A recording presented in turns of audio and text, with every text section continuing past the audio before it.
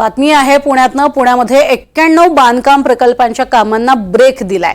तर धुळीचं प्रमाण कमी करण्यासाठी पालिकेने या नवीन सूचना केलेल्या आहेत। सूचनांकडे दुर्लक्ष केल्यानं पालिकेनं बांधकाम रोखून धरली आहेत। महापालिकेच्या कारवाईमुळे बांधकाम क्षेत्रात चांगलीच खळबळ उडालेली आहे। सध्याची मोठी आपण पुण्यातनं बातमी पाहतोय। 91 बांधकाम प्रकल्पांच्या कामांना अक्षरशः ब्रेक लावलेला आहे आणि याचं प्रमुख कारण धुळीचं प्रमाण हे प्रचंड वाढतंय। ते कमी करण्यासाठी पालिकेनं सूचना केलेल्या होत्या।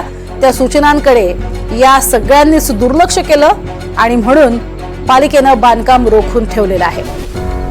मात्र या महापालिकेच्या कारवाईमुळे बांधकाम क्षेत्रातल्या अनेक बड्या दिग्गजांना मोठा धक्का बसलाय आणि बांधकाम क्षेत्रातच खळबळ माजली आहे। अनेक ठिकाणी आपल्याला कल्पना आहे जोरदार कामं सुरू आहेत बांधकामाची। आधी पाडकाम आणि त्यानंतर मोठाल्या टोलेजंग इमारती या घडताना आपल्याला पाहायला मिळतात।